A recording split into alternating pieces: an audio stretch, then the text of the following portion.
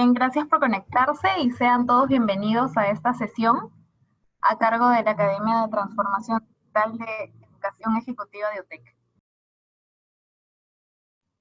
La presente charla se titula Open Finance, la apertura de sistemas en la transformación digital. Es importante mencionar que los temas que vamos a conversar en esta sesión son una antesala al programa avanzado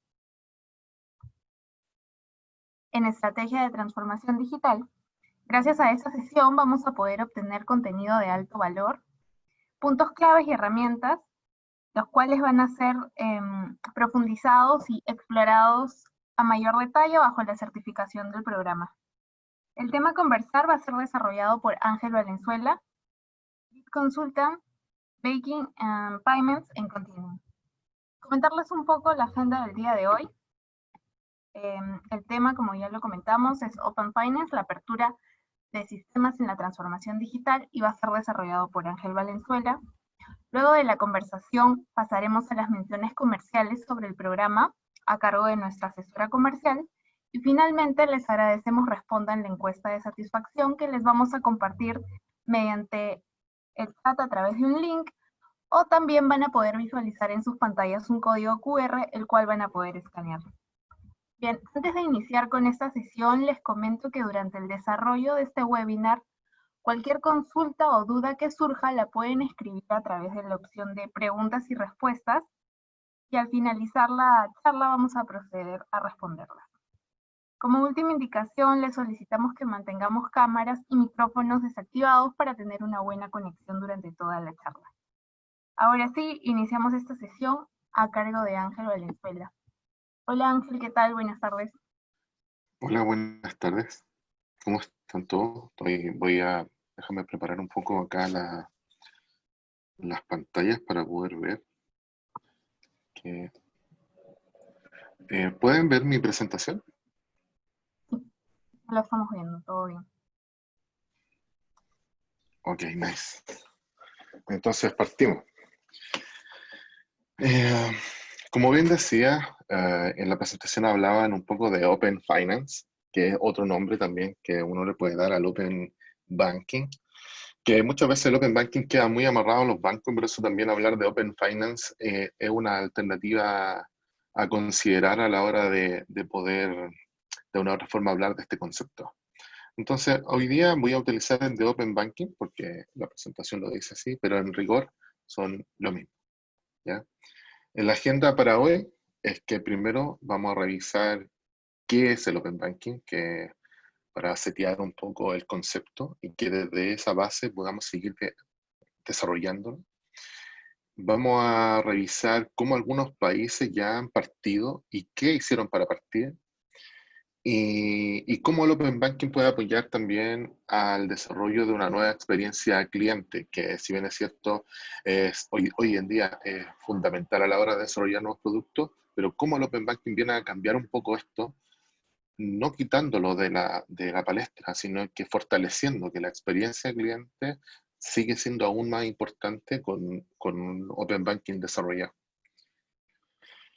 Entonces, primero, un saludo, me voy a presentar, soy Ángel Valenzuela Farfán, soy Lead Consultant de Banking and Payment de Continuum, ¿cierto? Ahí está mi correo, mi LinkedIn, si quieren contactarme. Llevo más de 12 años trabajando en distintos bancos, Santander, BCI, en Scotiabank Canadá, siempre ligado al desarrollo de producto y la tecnología, así que me ha tocado ver productos desde pagos móviles o mismo sistema. Fui uno de los que diseñé el portal de API abierta de un banco acá en Chile, entonces venimos trabajando en esto hace bastante tiempo. Vamos a partir. ¿Cómo vamos a partir? Con una pregunta súper simple, que es, ¿qué es el Open Banking? Que es lo que nos convoca hoy para hablar. El Open Banking es la posibilidad de crear nuevos negocios y ecosistemas digitales abiertos a través de APIs. Aquí empiezan a aparecer conceptos nuevos que podrían nuevos para ustedes o incluso nuevos para mí cuando partimos con esto, que es el API. Entonces vamos a tratar de definirlo rápidamente para que, de nuevo, tengamos esta idea y un lenguaje común para poder comunicarnos.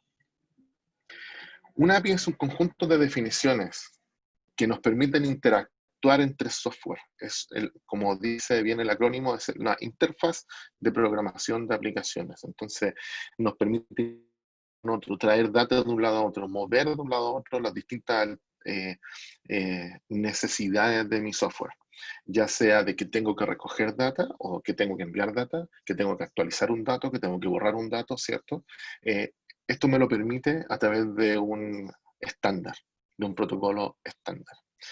También sale otro concepto acá que es privado, abierto y público, que son los tres tipos de API y que vamos a ver en uno de ellos porque precisamente el Open Banking es uno de esos tres tipos de API. Las APIs privadas son las APIs que hoy día resuelven dolores que están al interior de las organizaciones, ciertos servicios que dan respuesta a software que están al interior de las organizaciones. Lo público son APIs que no requieran una identificación o una autentificación tan robusta como lo que podría ser un listado de sucursales o el listado de los productos que puedo obtener a través de mi programa de beneficios, cosas que sean públicas. O incluso los cajeros automáticos, ¿dónde está cada uno de ellos? Bueno, podría haber una API que me devuelva los lugares de dónde están estos cajeros automáticos o ATM, ¿cierto? Pero la API abierta es algo que está en el medio, en que es un poco diferente, tiene que ver con la posibilidad de obtener data que no tenía antes, ¿cierto? Que ahora voy a tener acceso y que me va a permitir reinterpretarla o más adelante en la presentación. Entonces, el Open Banking también propone la apertura de la información permitiendo la reinterpretación. ¿A qué me refiero con permitir la reinterpretación? El tener información que antes no tenía me permite generar productos y servicios que antes no podía. Y que tampoco los dueños de esa información fueron capaces de interpretarla como van a venir estos nuevos actores a la información y utilizarla. El compartir la data o compartir la información con un tercero que busca prestar un servicio o vender un producto, debe y tiene que ser con un previo consentimiento del cliente, ¿cierto? O sea, yo como cliente soy dueño de mi información y doy el consentimiento a un tercero. Ya vamos a ir viendo algunos ejemplos de esto para que lo veamos desarrollarlo. ¿Cómo lograríamos tener un Open Banking? Estoy yendo bastante rápido para que después podamos interactuar e incluso a ver si es que puedo abrir el chat, poder conversar por el chat un poco. Déjenme ver si puedo abrirlo acá. Vamos a tener a la mano. Entonces, ¿cómo podríamos lograr tener o implementar un Open Banking de manera exitosa? Ya sabemos, mira, data abierta, son APIs que no son ni las privadas ni las públicas, sino que me permiten acceso a una data que antes no tenía, que me permiten una estandarización de los protocolos, me permite una estandarización en el intercambio de información con distintas entidades financieras. Ejemplo sería que yo, por ejemplo, podría estar en el banco A teniendo un crédito, ir al banco B, pedirle otro crédito, pedir que me compren este crédito, ¿cierto? Pero no tengo que llevar toda la data de los productos y toda la data mía hacia el otro banco, sino que le digo, hey, mira, yo te autorizo a que recojas la data que está previamente abierta por el banco 1, que ya tiene todo. Entonces no necesito ir y yo preocuparme de llevar los datos, sino que ya están los datos en el sistema. ¿Ya? ¿Cómo logramos esto? ¿Cómo lograríamos una implementación exitosa de un Open Banking? Punto uno, podríamos primero tener un governance. Un governance, ¿a qué se refiere con un governance? Muchas veces se habla de que los proyectos de Open Banking son un proyecto técnico, pero no, no son solo un proyecto técnico, aquí tienen otros temas que tocar y debieran haber y tienen que haber lineamientos que sean medibles, ¿cierto? Que sean claros, que me permitan entender cómo se va a implementar cada una de estas. ¿A qué me refiero con esto? Cuando yo levanto un portal de API abierta, tengo que los usuarios cuál va a ser el contrato que voy a establecer para el manejo de esa información, cuál va a ser el contrato para la actualización de esa data, cuál va a ser el contrato para yo poder acceder de manera segura a los datos y compartir de manera segura. Y por otro lado, también hacerme cargo de que la data se esté utilizando para para el propósito que se le dio autorización. ¿Ya? Medir los objetivos, medir un objetivo para considerar una API valiosa, no es llegar y publicar todas y cada una de las APIs que tengan, no es llegar y decir, bueno, ahora parto de cero y tengo 500 endpoints publicados. La idea es que sean APIs valiosas, que se puedan medir ya sea por la cantidad de hit o las veces que alguien le pega, eso se habla de hit, o el revenue, o cuánto dinero me está trayendo esta API, que ahí empezamos a hablar de la economía de API, ¿cierto? U otros indicadores de desempeño. Hoy en día, la arquitectura que se está utilizando para poder implementar, ¿cierto? Que es un estándar abierto. ¿Y por qué hablo de estándar abierto? Esto es una de las lógicas de lo que planteaban el governance. Tener un estándar que sea abierto y que permita que otros actores lo utilicen, permite que se desarrolle el Open Banking. Si yo caigo en desarrollar mi propio estándar y no llegar al punto en donde todo mundo podría utilizar ese estándar, lo más seguro es de aislado del concepto de Open Banking. Voy a quedar aislado, solamente algunos actores van a poder participar conmigo y mis APIs no van a ser interoperables o comunicables con otras. El entendimiento a nivel orgánico, a nivel de la organización, es re importante porque es una barrera cultural, ¿cierto? Muchas veces el desarrollo de nuevos productos pasa por entender de una buena forma los servicios. Cuando yo quiero desarrollar un producto, hay una etapa en donde uno factibiliza esto y saber que tengo un API que me va a mejorar en el time to market, o cuando yo quiera desarrollar para un segundo dispositivo, ya está el servicio creado, son temas que deben quedar súper claros a nivel organizacional. Entonces, de estos temas, si ustedes ven, los dos primeros, que es governance y arquitectura, tienen que ver con lo técnico y con los lineamientos o buenas prácticas de software que uno tiene que tener. El resto son temas de negocio, como medir, y el entendimiento es un tema cultural, es un tema al interior de la organización. Y también, siguiendo con el tema de la cultura, es que se debe tener en cuenta algunos mitos que rondan alrededor del Open Banking, para que no afecten las decisiones de negocio. ¿A qué me refiero con mitos o bias, como dicen, ¿cierto? Son, ¿cuáles son los miedos que tienen las organizaciones para abrirse al Open Banking, a esta cultura más abierta del desarrollo de servicios? Y vamos a revisar algunos de ellos. Por ejemplo, ¿cuáles son los mitos más comunes? Oh, tengo API abierta, es lo mismo que una API pública. Ya lo vimos en un principio, la API pública no es lo mismo que Open Banking. La API privada, por ejemplo, son las que resuelve los problemas al interior de la organización. Va a tener más data de la universidad pública, va a tener otra data mucho más rica que es propia de la organización, que quizás no la quiero compartir o quizás no es dentro del estándar de Open Banking para poder ser publicada. Por otro lado, las APIs públicas son APIs utilitarias, APIs que pueden ser accedidas por cualquier persona y que incluso si ustedes ven las web de los bancos ya están publicadas. Como el ejemplo que daba hace unos minutos, el listado de sucursales, dónde están los cajeros automáticos, cuáles son los productos de los programas de beneficio, cuáles son los productos que hoy día tiene o las tarifas, etcétera. El Open Banking es un proyecto, es algo técnico y no, nuevamente no, es un cambio cultural y puede ser un producto en sí mismo. ¿A qué me refiero a que pueda ser un producto en sí mismo? Ustedes podrían tomar el Open Banking, considerarlo un producto y hacerlo un modelo de negocio, ¿cierto? Cuando ustedes estén desarrollando sus nuevos servicios, por ejemplo, hoy día ya tienen para web y móvil, y quieren desarrollar, no sé, para los wearables, ¿cierto? Para los relojes inteligentes, bueno, podrían usar la misma API, no necesitan otra.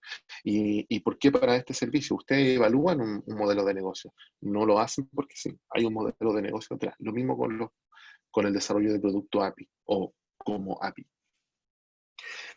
Aquí hay uno que viene, que es la desintermediación, que es uno de los grandes dolores que se genera al interior de las grandes organizaciones cuando hablamos de Open Banking. El miedo que tienen los bancos u otras empresas financieras a quedar desintermediados. ¿A qué me refiero con desintermediados? A que un tercero vende el crédito y yo solamente soy el operador, por lo tanto no tengo el contacto directo con mi cliente, es uno de los grandes miedos. Pero de hecho no, porque esto viene a fortalecer el sistema, esto viene a fortalecer el ecosistema financiero y permite de una u otra manera recoger datos que antes no tenía, crear nuevos servicios y, de nuevo, promover la libre competencia. Ya tengo muchas APIs. Publicaré las APIs que ya tengo y listo. Bueno, aquí hay un sí, ¿no? ¿Por qué? Porque este sí, ¿no? Porque efectivamente hay muchas APIs que actualmente las instituciones financieras tienen que podrían ser publicadas o ser parte de los proyectos de Open Banking, pero son un buen punto de partida. La idea es poder llegar a temas más transaccionales, a temas más de producto, o temas que sean un poco más, por ejemplo, el compartir la información de las transacciones de una cuenta o de una tarjeta de crédito. Eso ya va en línea de información que es mucho más rica, que permite ser reinterpretada y que no es solamente como el listado de las sucursales, que no hay ninguna reinterpretación que hacer. Va a cambiar el cómo la pinto de una aplicación a otra. Acá un último mito: publicar información. Otras personas podrán saber información de mis clientes y yo no sabré qué pueden llegar a hacer con ella. La verdad es que no. ¿Por qué? Porque cuando ustedes autorizan a alguien a meterse al Open Banking, ustedes están autorizando una aplicación X que, dependiendo de los niveles de seguridad que ustedes le quieran entregar, podrían incluso qué aplicaciones acceden a la información producto de una autorización de un cliente, ¿cierto? Entonces, más allá de solamente securitizar el login del cliente y que la autorización venga por un mecanismo idóneo, pueden securitizar aplicaciones y otro tipo de cosas para que esto quede realmente conforme, que no vayan a utilizarla para otros fines. Y aquí un banco muy grande en Europa, cuando lanzó su portal de API abierta, fue y hizo una hackathon, que es un punto de inicio bastante común para dar marketing y fuerza a un proyecto de Open Banking.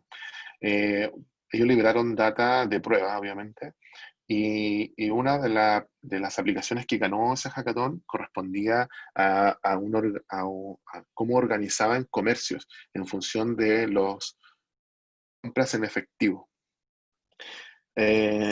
¿Cómo fue la lógica que utilizaron y por qué fue tan nombrado? Es que cuando mencionan esto de tener la data de los temas en efectivo, una aplicación fue y ordenó para indicarle a los delincuentes cuál era el comercio con mayor efectivo para que los fueran a robar.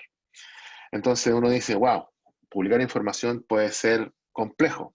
Y es aquí donde les quiero presentar un concepto que es el que viene a resolver ese tipo de detalles para que uno no tenga que pensar infinitas posibilidades del uso de una aplicación o del uso de una información, sino que uno lo puede resolver con algunas alternativas para poder salir jugando y que no nos pase eso a la hora de implementar un Open Banking.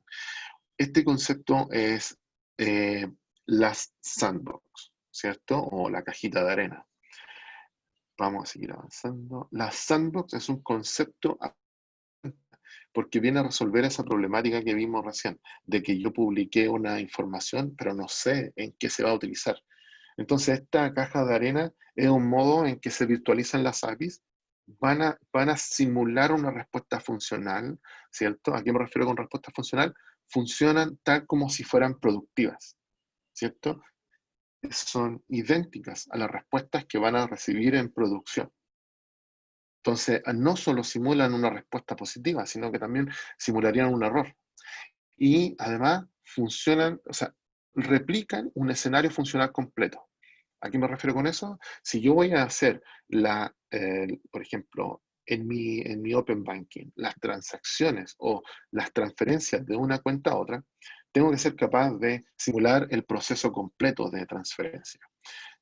Y es ahí en donde empiezo a ver las APIs como producto, empiezo a securitizar de una u otra forma este ecosistema que estoy creando, esta apertura de mi data, valido qué aplicaciones pueden entrar, valido qué personas autorizaron el uso de la información, y la sandbox permite que cualquier empresa ingrese a jugar, a trabajar con nuestras APIs, y luego tú con estas validaciones le entregas, digamos, el sello de aprobación para que pueda pasar al entorno productivo. ¿Cuál es la gracia de tener esta sandbox? Es que no tiene que hacer todo de nuevo. Ya funcionó bien en la sandbox, basta que tú le cambies la URL del endpoint por la URL productiva y voilà, ya está en producción. Preguntas. Vamos a dar un minuto de preguntas. Yo sé que va bastante rápido. No sé si tienen alguna pregunta. Estar atento al chat. Un segundo.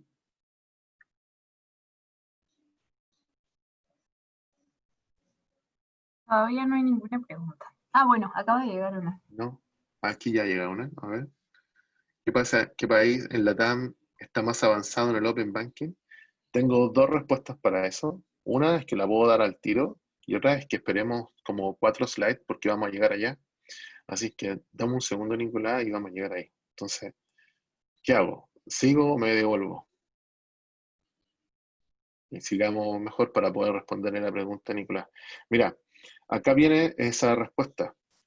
De algunos países. De aquí se abrió y se ha hablado mucho porque las regulaciones o framework propio y distintas motivaciones han sido las que han dado partida al Open Banking.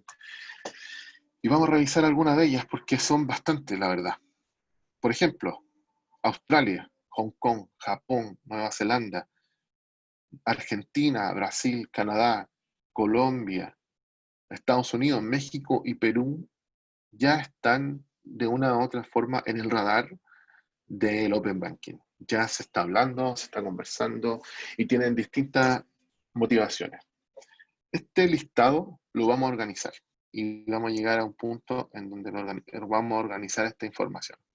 Y lo vamos a organizar de tal forma en donde vamos a analizar las motivaciones, que pueden ser, o las más relevantes hoy en día son los datos del consumidor, las legislaciones o los reguladores, ¿cierto? La libre competencia y en los ecosistemas fintech. Estos distintos puntos de vista vienen a resolver el mismo desafío, ¿cierto? Pero esto da soluciones diferentes. Cuando hablamos de que alguien o un regulador parte de una legislación, está imponiendo algo y dicen esto se va a hacer de tal forma. Pero incluso así, el decir que esto se va a hacer de X forma no regula en específico el detalle. Y ya donde está migrando el futuro, en donde ciertos reguladores están incluso especificando qué tipo de datos va a ir en cada una de las APIs o cuáles son los endpoints mínimos para considerarse como dentro de la regulación.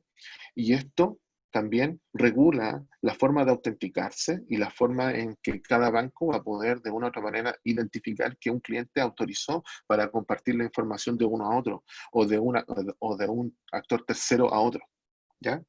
Entonces, vamos a ir moviéndonos hacia adelante y hacia atrás. Si se fijan, me voy a ir por la pregunta de Nicolás y vamos a empezar con los países latinoamericanos. Argentina recién está revisando experiencias internacionales y como tiene intenciones de meterse en el Open Banking producto de la inclusión financiera. Brasil recién están empezando a compartir alguna información utilitaria y algunos datos de los productos que están contratados, pero busca llegar a una autenticación reforzada. Después ustedes lo pueden revisar, no es parte de este taller, pero les voy a dejar que es la PSD2, que es la regulación europea que habla de la autenticación reforzada. Colombia no cuenta con temas regulatorios, pero tiene un ecosistema fintech tan potente que está apuntando a que se va a hacer igual, ¿cierto? Buscan asesorar incluso a la empresa financiera para que se abran a los nuevos mercados. No está partiendo desde el regulador, sino que está más bien desde el ecosistema fintech.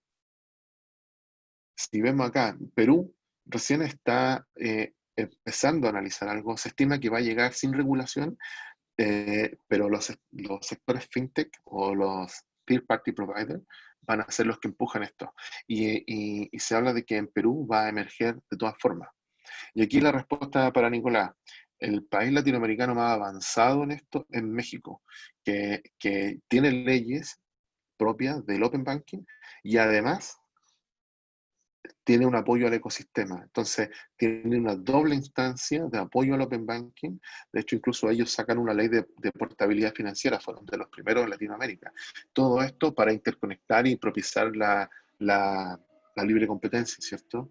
La ley y regulaciones son el futuro. Y empresas de tecnología financiera es lo que se plantea por el lado de México. Si organizamos esta información como vimos hace un instante, podríamos hablar de motivaciones, como hablamos de Latinoamérica, los datos consumidor, legislación, libre competencia y el ecosistema fintech. Se abre en una siguiente dimensión que es primero la estandarización y segundo, cuál es la dependencia, si depende del mercado o si depende de los reguladores. Y aquí donde la estandarización, la seguridad y la autorización son pilares estratégicos para un buen desarrollo del Open Banking. ¿Y por qué hablo de estandarización y no de seguridad y autorización? Porque la estandarización es gravitante respecto de los otros dos puntos, ¿cierto? Por eso es que se abre este panorama para poder mapear estos países en un gráfico. Y aquí es donde vemos que el mercado por un lado y el regulador por otro, que son donde a abrirse o a tomar las distintas instancias de cómo se llegó al Open Banking o cómo se está llegando hacia el Open Banking y después cuáles son los que están más estandarizados y los que están menos estandarizados. Y aquí vamos a hacer un contrapunto. Ya vimos y resolvimos la respuesta de Nicolás que en Latinoamérica el estándar y el regulador en México es potente, por lo tanto es muy fuerte a la hora de entrar en el Open Banking. Por otro lado, Singapur en Asia es de los más potentes, muy abierto, con una fuerte entrada hacia los modelos, hacia el mercado, y esto se termina, no es tan estándar, pero se abre muchísimo gracias a los third party providers o a los actores terceros que van entrando en el mercado. Entonces, se logra tener un contrapunto muy fuerte entre que el regulador y la estandarización es un punto, bien, funciona, pero también el mercado y la no estandarización puede funcionar, claramente. Es más lento, es más desorganizado, tiene un montón de diferencias uno del otro. Si tuvieran que agregar, y aquí una pregunta de nuevo, si tuvieran que agregar una nueva dimensión o una dimensión más a este análisis, ¿cuál sería? Ya vimos que el análisis era mercado regulador por un lado y estandarizada y no estandarizada por otro. ¿Cuál creen ustedes o cuál les gustaría agregar en este análisis? ¿Cuál creen ustedes que sería el, digamos, este eje adicional en el análisis para poder empezar a mapear los países?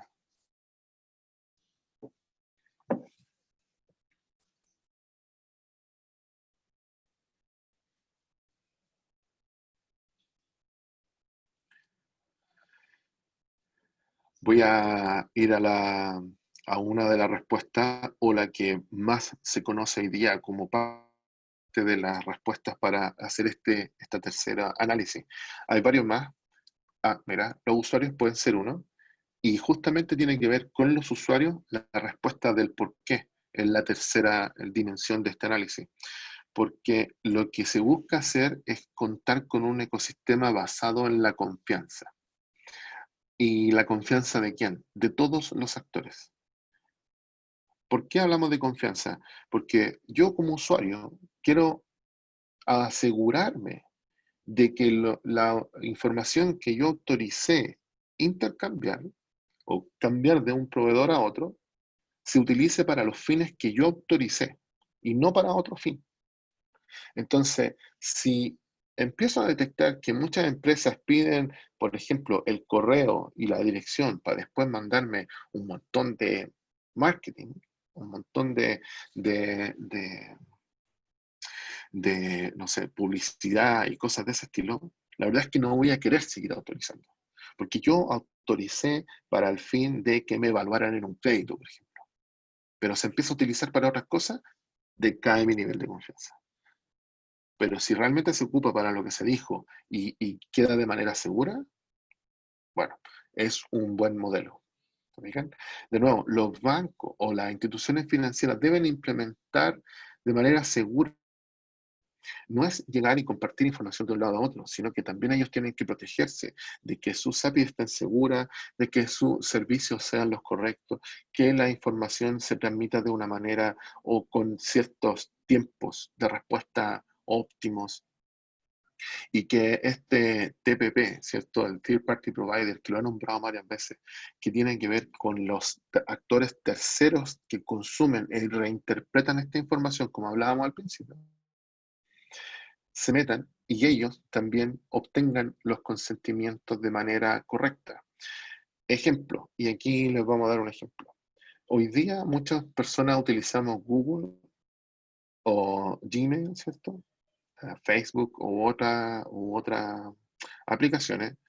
Y, por ejemplo, si estoy con mi Facebook, hay un montón de aplicaciones que permiten autenticarme con Facebook. Pero uno no, muchas veces no lee lo que están pidiendo. Uno asume que, sí, autorizo a que se conecte y use lo mismo. Pero lo que está haciendo por detrás es decirte, usted autoriza a que le entreguemos el mail, el nombre, su foto y no sé qué. Entonces, ese consentimiento tiene que ser súper claro. Y ese tipo de cosas son las que impulsan la confianza en este ecosistema. Y eso también, si volvemos al modelo y recordamos un poco este gráfico, es parte de estandarizar el cómo se va a compartir, estandarizar el cómo se va a solicitar esa autorización, el estandarizar el cómo yo voy a recordar esa información, etcétera, etcétera, etcétera. Es ahí donde la confianza cobra relevancia. Si seguimos, ¿alguna pregunta respecto a esta segunda etapa? Todavía no hay ninguna pregunta. Acabo de llegar. ¿Hay casos de fraude? Yo desconozco casos de fraude a través del Open Banking, pero sí deben existir. ¿Por qué los desconozco? Porque muchas veces las empresas no los publican y debería ser demasiado grande como para que se publicara. Y tiene que ver justamente con lo anterior. No se publican los fraudes de este tipo porque rompe la confianza. Además que daña la imagen de marca. Entonces, por eso es que no son públicos. ¿Ya? De que deben existir, seguro, pero de que sean públicos, no muchos. Sigamos. ¿Sigo hacia adelante o me devuelvo a alguna pantalla hacia atrás de alguna duda que tengan? Vamos a dar 5 segundos. Dale, seguimos entonces. Vamos a llegar a la última etapa, que es una parte bien interesante del Open Banking, de cómo apoya a la experiencia cliente. Uno dice, ¿cómo un proyecto que ya lo dijimos, no es solo un producto, no es solo un proyecto tecnológico, tiene más bemoles, tiene otras cosas, pero ninguneamos un poco la palabra. ¿Cómo si un proyecto tecnológico viene a apoyar la experiencia del cliente? ¿Cómo de una u otra manera esta digitalización de la banca tradicional o de las empresas financieras tradicionales viene a apoyar la experiencia del cliente? Poner al centro al cliente al centro, ¿cierto? Y mejorar su experiencia es una de las tareas más encomendadas a la hora de desarrollar nuevos productos. Creo que de los 10, 12, no sé, 15 años que llevo trabajando en esto, nunca no se ha dicho que hay que poner al cliente en el centro. Nunca se ha dicho, hey, no, esto lo vamos a hacer y chao nomás, porque si le gusta bien, si no le gusta no. No. Siempre se ha dicho que el cliente es importante, tenemos que resolverle un dolor y así ha ido evolucionando a la hora de las distintas metodologías para resolver o desarrollar productos para los clientes. Pero la tarea más encomendada por lejos es que el cliente tiene que estar presente, tiene que estar al medio. Entonces, ¿cómo el Open Banking mejora la experiencia de los clientes? Dentro de un ecosistema que está interconectado, la experiencia de clientes cobra una relevancia como un elemento diferenciador. Los usuarios requieren servicios de productos financieros que resuelvan dolores en nuevas instancias que pueden ocurrir en cualquier momento o lugar y desde distintos dispositivos. Si ustedes se fijan, marqué 3 indicadores importantes. Tienen que ser están interconectados, hay elementos diferenciadores y hay distintos dispositivos. Incluso hoy día uno está en el móvil, está en el notebook, está en el desktop, ¿cierto? Puede estar en un wearable, ¿cierto? En un reloj inteligente, por ejemplo. pero ¿quién sabe qué otros dispositivos van a salir? ¿Quién sabe si el Internet de las cosas viene después a poner el Open Banking en un refrigerador o en una lavadora o en quién sabe qué otro instrumento? Es por eso que también los dispositivos empiezan a cobrar relevancia. Y vamos a analizar por qué, porque vamos a analizar la razón de ser. ¿Cuál es la razón de ser de esto? Punto uno, que sea interconectado. Que sea interconectado. eh, Uno de los prejuicios de que sea interconectado es que los productos se comoditizan, ¿cierto? Que se volverán commodities, que los productos financieros son commodities y que los productos financieros son todos iguales, por lo tanto, ¿cómo voy a diferenciarme uno con otro? ¿Cómo voy a hacer que yo vender más para, en medio de que otro venda menos, productos de un open banking? Que al final del día esto es igual que un banco y un banco tiene como leitmotiv también hacer dinero. Entonces, no podemos dejar de lado el negocio. La verdad es que no es que sean tan commodities producto de esto. Si ustedes analizan hoy día la oferta de un crédito de consumo, por ejemplo, y van a distintos bancos, pueden ir a 10, 20, a todos los que ustedes quieran, y van a ver que los créditos de consumo funcionan de la misma forma. Con quizá uno que otro bemol, con quizá uno que otra diferencia, pero en lo medular es básicamente lo mismo. Entonces, ¿se comoditizan productos del Open Banking? No, porque ya están de una u otra manera, ya son de una u otra manera muy similares.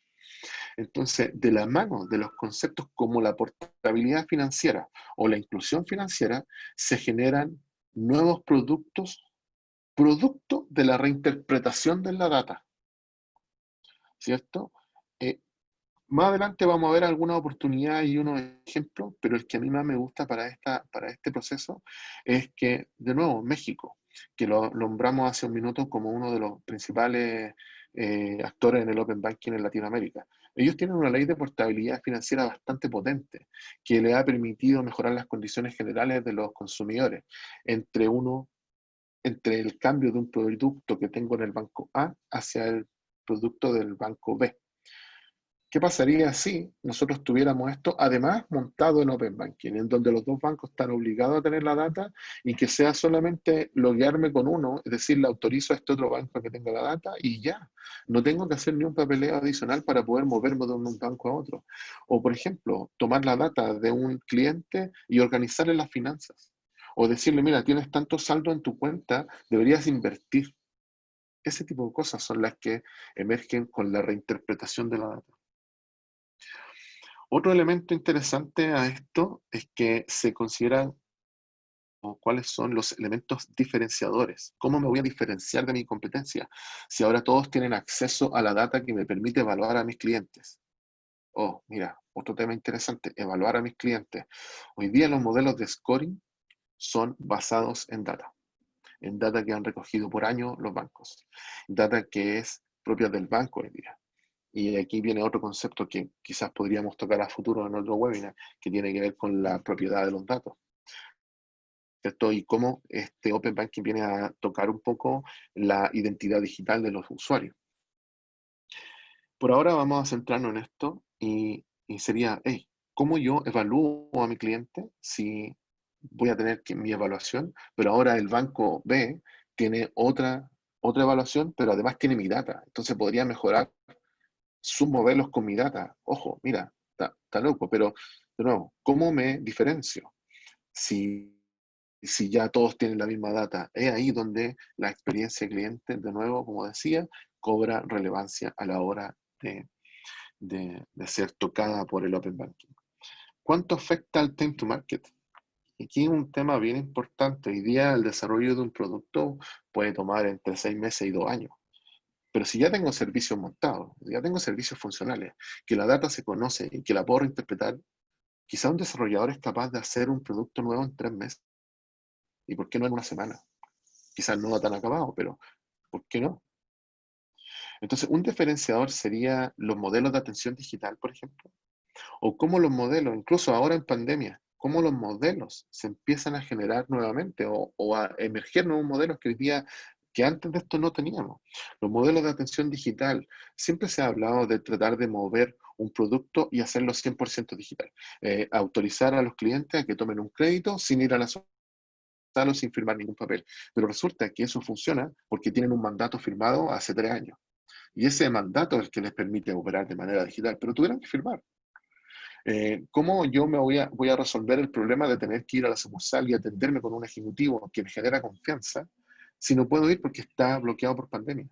Y no sabemos cuánto va a durar. Quizás dura un día más o quizás dura 2 años más, pero estos modelos de atención digital van a emerger y van a ser relevantes a la hora de cambiar esta satisfacción del cliente, de cambiar la experiencia del cliente, producto de la exposición de nuevos servicios.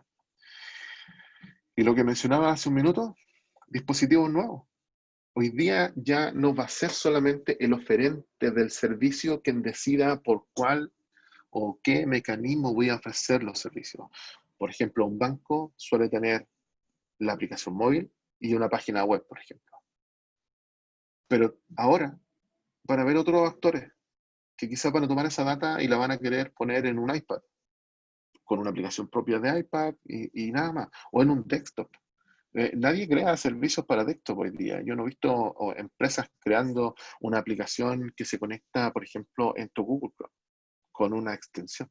Bueno, ese tipo de cosas van a salir, porque ya no es propio del oferente la decisión de dónde va a poner la data. Ahora va a ser abierto. La decisión va a ser de quien quiera consumirla y de quien quiera desarrollarla. Entonces, ¿qué pasa cada vez que sale un dispositivo nuevo? Voy a generar un servicio nuevo, voy a tener que generar una API o un producto API nuevo para cada una de las necesidades de estos dispositivos, o usaremos el mismo servicio para responder a todos los dispositivos. Hoy en día, muchas veces se generan APIs, ¿cierto? Ya yendo en un lenguaje un poco más de lo técnico, los backend for frontend, ¿cierto? BFF, que dan respuesta directamente a una pantalla. Pero con esto, eso ya no ocurre. No, la idea es no tener ese tipo de API, sino que tener una API que sea robusta, que sea estándar y que la data se reinterprete para que se pueda utilizar en distintos dispositivos y no ir creando un servicio para cada uno de ellos. Aquí vamos a llegar a un punto bastante interesante, que es lo que mencionaba hace unos minutos, que tiene que ver con las oportunidades que se abren con el Open Banking. Por ejemplo, vamos a ir de a una. Conectar aplicaciones de terceros. Aquí nos referimos a transferencias, por ejemplo, nos referimos a aplicaciones de pago, que pueden ser un buen ejemplo de interconexión. ¿Por qué uso esto como ejemplo? Porque imagínense que quieren pagar, quieren de una u otra manera hacer una transferencia de un cliente a otro, quieren llegar de una u otra manera a, a un cliente que tiene tu cuenta, pero este cliente tiene que hacer una transferencia. Desconozco cuáles sean los mecanismos de seguridad en cada uno de los países, pero me voy a referir a los más comunes, que sería, por ejemplo, tengo que poner mi usuario y mi password y una segunda clave para autorizar la transferencia. Pero ¿qué pasaría si en este mundo interconectado yo ya conozco ambos temas y me tengo que autenticar y nada más, porque otro cliente ya está autenticado y ya compartió los datos por la aplicación, por lo tanto no tengo que registrar nada ni hacer nada? Sería una forma muy fácil de transferir dinero a otro. La información de cuentas. ¿Qué pasa si yo publico la información o el saldo de una cuenta corriente? Y alguien decide tomar ese saldo y esas transacciones, reconocer y entender cómo uso mi dinero y decirme, mira, ¿sabes qué? Dado como tú usas el dinero y los saldos que manejas en tu cuenta, deberías tener esta oportunidad de inversión. Ah, mira, ya acabamos de dar una idea de un producto nuevo que hoy día no se puede hacer, que lo podría hacer el banco, pero no lo hace. Pero alguien puede decidir atender ese mercado y decir, ¿sabes qué? Yo lo voy a hacer. ¿Por qué? Porque ahora tengo la data que antes no tenía. O, por ejemplo, lo que se hace en otros países como los Personal Financial Management, o los PFM, ¿cierto? En donde yo registro todas las compras y que hago, todos los movimientos que tengo en mi cuenta corriente, de tarjeta de crédito, de débito, pero resulta que muchas veces, como no tengo acceso a la data, tengo que registrarlo de manera manual. Si lo registro de manera manual, ya me incomoda. Pero ¿qué pasaría si yo solamente con el simple hecho de loguearme y autorizar, esta aplicación recoge todo y me ordena todo? Fíjate que empieza a haber un cambio en el juego, que ya quizás los bancos o instituciones financieras lo están haciendo, pero ellos tienen acceso a su data, no tienen acceso a la data de un cliente que opera con más de un banco. Si yo opero con el banco A, B y C, y opero el 50% de las transacciones con A, el 20% con B y el 30% con C, ¿cómo voy a poder consolidar todo si no tengo acceso a la otra data? Voy a tener que meterlo a mano. Ya me generó un ruido, no la voy a usar. Entonces empiezan a hacer nuevos distintos mecanismos y nuevos productos. Acceso a los préstamos, que fue lo que mencionamos hace un minuto, que tiene que ver con la portabilidad financiera. Si yo intercambio la información, puedo evaluar a un cliente de manera mucho más sencilla y rápida, y eso abre la libre competencia y a generar mejores condiciones para las personas. La confianza. Mira acá, esto es re interesante. Ya vimos el ejemplo de Facebook o Gmail, que yo me registro y después otras aplicaciones usan el login de ellos para decir, mira, si Facebook te autoriza, yo te autorizo. Si Gmail te autoriza, yo te autorizo. ¿Qué pasaría si yo usara, por ejemplo, el login de mi banco para ingresar a la información de mis impuestos? ¿Qué pasaría si usara el login de mi banco para ingresar a aplicaciones de finanzas de terceros? Ahí es donde yo empiezo a transferir confianza, en donde empiezo de una u otra manera a autorizar a terceros con otras APIs de otras personas. ¿Ya? Vamos a ir viendo, sigamos viendo otras oportunidades que se abren con esto. Datos personales, el nombre, el ID, el correo electrónico, etcétera, son datos que se requieren en todas partes y uno se muere llenando formularios. Incluso ustedes me pueden decir, no, pero es que yo tengo configurado en mi browser todo esto. Entonces se llenan solo. Pero igual te los piden. ¿Por qué no mejor cambio y mejoro la experiencia del cliente? Le digo, mira, regístrate acá, damos autorización a recoger tus datos de aquí y pum, ya está. Y que es lo más importante, y no por eso el último, o sea, no es el último, pero no menos importante, que es la atención de mercados que hoy día están desatendidos por los grandes players. Muchas veces se habla, no, es que hay una alta falta de bancarización. Chuta. Ya, pero es que no los quiero bancarizar, es que la gente no se quiere bancarizar, o es que realmente no estoy llegando a los mercados con la oferta de valor que realmente necesitan. Es ahí donde esto empieza a jugar y a cobrar otra importancia, a generar nuevas experiencias, a atender a mercados que no estaban atendidos a través del Open Banking. De nuevo, ¿alguna pregunta respecto de esta parte de experiencia cliente a través de Open Banking? ¿Alguna duda que tengan? Algo que quieran resolver. Acaba de llegar una a través de la casilla de preguntas y respuestas. No, Déjame ver. La he visto, a ver. ¿Me la puedes decir, por favor? Sí, claro. César pregunta, ¿experiencias de éxito de Open Banking para la inclusión? Experiencias de éxito para la inclusión financiera. A ver, así un país dedicado, de hecho podríamos volver acá a buscar, mira, voy a volver rápidamente, vamos a volver a la parte donde están los países. Busquemos acá y la vamos a responder juntos. ¿Algún país que hable de la inclusión financiera? Acá dice datos del consumidor, framework, bla, bla. Vamos revisando experiencias, compartirán, utilizarán productos, protección, no regulado.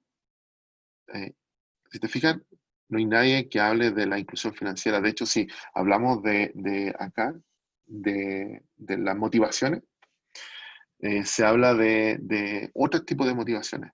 La inclusión financiera es una oportunidad. No es algo que hoy día las personas estén desarrollando. Tiene que ver más que nada con una oportunidad que se puede explorar a través de esto. Es una oportunidad que tienen las empresas para poder decir, hey, ojo, tengo que bancarizar y tengo que bancarizar quizás no tan caro, porque igual hacer el esfuerzo de bancarizar un país o de bancarizar distintos sectores es un esfuerzo, requiere marketing, requiere un trabajo, requiere ejecutivos que estén en acción, que estén vendiendo, que estén detectando nuevas oportunidades. Entonces, Cuando tú abres esto, dejas a que no solo los grandes players estén jugando en tratar de bancarizar, sino que se abre la oportunidad a que otros actores quieran ingresar en estos mercados desatendidos para aprovechar la oportunidad de bancarizar. ¿Me explico?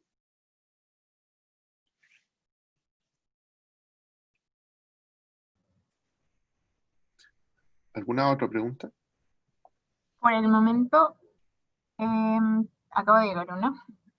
Hans dice, ¿nos puedes compartir algún ejemplo donde el incumbente, usualmente el dueño de la data, haya podido monetizar sus activos a través del Open Banking? Esa es una pregunta que emerge recurrentemente cuando hablamos de Open Banking. Eh, Me quebré la cabeza por años tratando de buscar un modelo de negocio directo de una API. Y los modelos que emergen directos tienen que ver con modelos transaccionales. Entonces, más que darte un ejemplo, te voy a dar la respuesta para que tú puedas abrir tu mente y buscarte un nuevo producto que generar. Si tienes un producto que es transaccional, tiene un modelo directo y tú puedes monetizar a través del API. Tú puedes decir, mira, yo tengo acá data de transacciones que la puedo vender, por ejemplo. O tengo acá un producto que es para vender X cosa y yo el producto lo tercerizo. Te voy a dar un ejemplo más claro aún. Eh, yo banco, tengo un producto que es para otras empresas, para que otras empresas puedan emitir tarjetas de crédito virtuales. ¿Ya? Entonces, una empresa, por ejemplo, una farmacia, podría emitir su propia tarjeta de crédito virtual, meterla dentro de su e-wallet a través de mi banco, con este producto que está en el Open Banking, que está abierta para que cualquiera lo utilice. Y ahora fue la farmacia, después la ferretería, después la peluquería, etcétera, etcétera, etcétera. Van a querer de una u otra manera generar sus propias tarjetas de crédito, producto de que tú abriste un producto API. Es ahí donde empiezan a emerger modelos de negocio, transaccionales principalmente. De otra manera, las APIs utilitarias cuesta mucho cobrarlas, es muy difícil que alguien te pague por por el listado de las sucursales o de dónde están ubicados los ATM. Pero yo les voy a dar un ejemplo. Cuando abrimos el primer portal de API abierta de un banco en Chile, teníamos como 8 APIs. Voy a hablar de 3. Las sucursales, los ATM y los indicadores económicos. ¿Cuál creen ustedes de esas 3 APIs fue la más utilizada?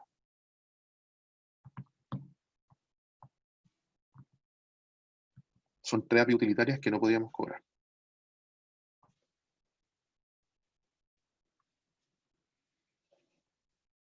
Bueno, la API más utilizada de esas 3 era el de indicadores económicos. Y que exactamente ahí, mira, está la respuesta. Muy bien, Ignacio, está claro con la respuesta. ¿Y por qué la de indicadores económicos? Porque vienen a resolver un problema que lo mencionamos hace un momento. Mira, me voy a devolver a la confianza. Cuando decidimos agregar un tema más al análisis, hablamos de la confianza. Yo podría descargar los indicadores financieros de cualquier aplicación. Juanito, aplicaciones. Juanito, indicadores. O quien sea, indicadores. Pero yo no confío tanto en esa aplicación, a pesar de que sea internacional, a pesar de que sea la mejor del mundo. Pero resulta que si un banco de mi país me está diciendo que esos son los indicadores, yo confío en esa marca y en ese producto.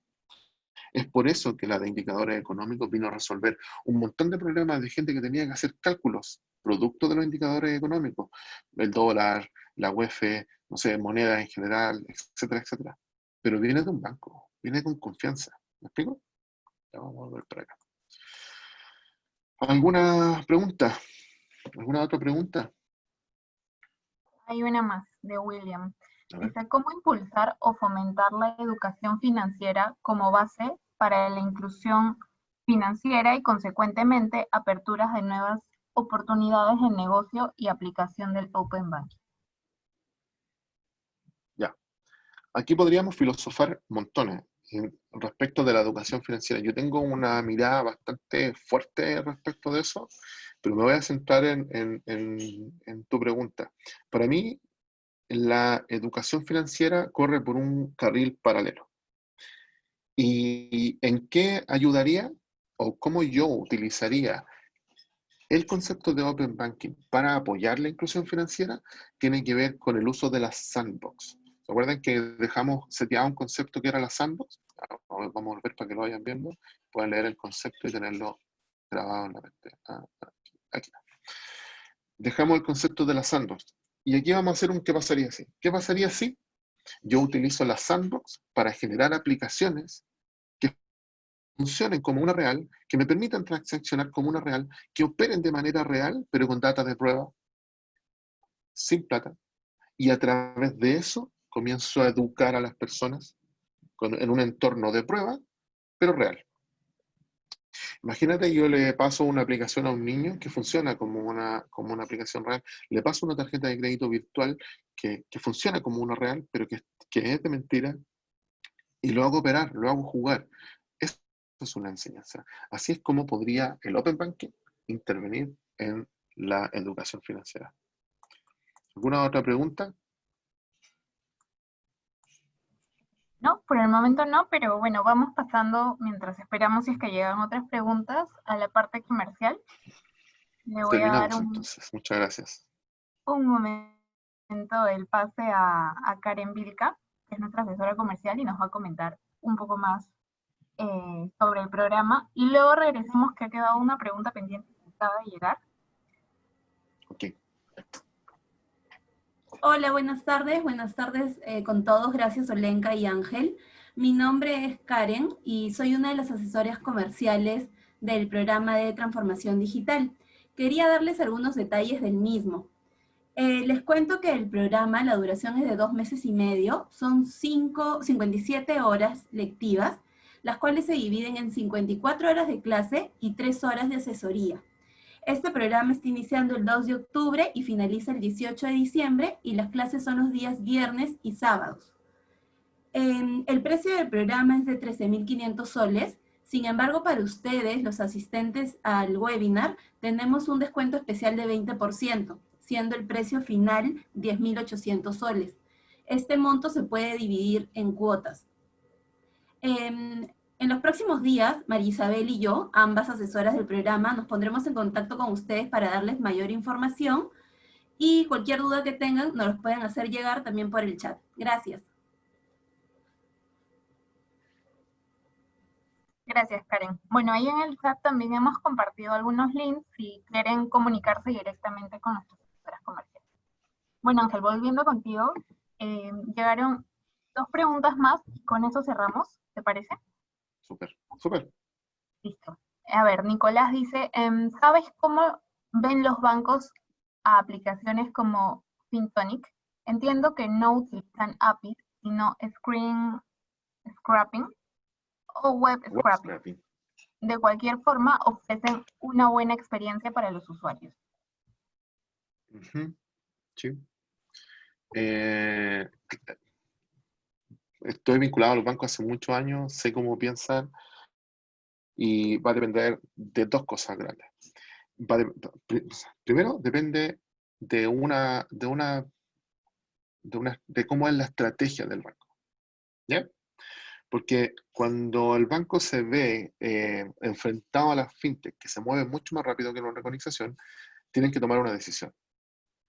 Y ahí es donde deciden cómo van a ver ese tipo de aplicaciones. Toman la decisión en el sentido de decir, hey, voy a pelear con ellos, voy a hacer la vida imposible, voy a ir a tribunales, no sé, no pueden hacer esto, o lo incorporo a mi oferta de valor y les digo, ya trabajemos juntos y veamos cómo lo arreglamos. O lisa y llanamente los dejan. ¿Ya? Entonces, va a depender mucho de cuál es la estrategia que haya definido el banco, el cómo ven ese tipo de aplicaciones. Por lo general, y por temas reputacionales, se deja, no se hace nada. Y los productos bancarios siguen su curso. Y, por ejemplo, si viene una actualización de la web, no es que le vayan a avisar a FinTonic para que actualice la web y digan, hey, ojo, tienen que actualizar el scrapping, sino que es FinTonic el que tiene que estar atento a que si hay algún cambio, corregirlo rápidamente para que opere. Pero tiene que ver más que nada con la estrategia. Perfecto. Bien, y la última pregunta, que es de Wendy, Dice, si soy un emprendedor como una Dark Kitchen, ¿cómo podría implementarlo? Se me cortó un poco. ¿Podría repetirlo, por favor? Claro. Dice, si soy un emprendedor como una Dark Kitchen, ¿cómo podría implementarlo? Una dark kitchen. Mira, eh, no sé cómo apoya el Open Banking. Lo que sí sé es que va a poder tener, van a haber empresas terceras que te van a incorporar esto.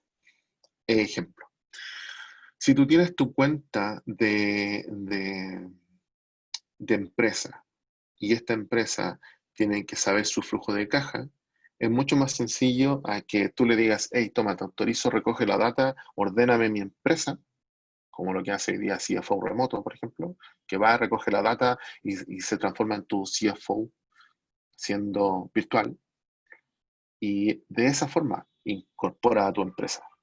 ¿Me explico? Pero una dark kitchen, resolviendo eso, no lo veo directamente. Pero sí van a haber empresas que van a tomar esa data y van a empezar a resolver problemas de empresa o de otro tipo de instituciones. Perfecto, muchas gracias, Ángel. Bien, con eso cerramos entonces. Súper. Un abrazo, que estés Muchas muy gracias por bien. el contenido compartido. Y bueno, para terminar, nada, comentarles que si tienen mayor consultas o dudas sobre el programa en sí, pueden hacerlas a través de los links que les hemos compartido de las asesoras comerciales. Y bueno, comentarles que este es un programa en sociedad con, bueno, alianza con Continuum. Por eso es que hemos invitado a Ángel, que es Lead Consultant de Continuum, para que también nos brinde pues mayor conocimiento en este tema, ¿no? Asimismo, les estamos compartiendo la encuesta a través del código QR y a través del chat les estamos compartiendo un link para que nos puedan apoyar resolviendo esta encuesta de satisfacción. Y también tienen el link de nuestras redes para que nos puedan seguir y puedan sumarse a nuestra comunidad digital. Muchas gracias.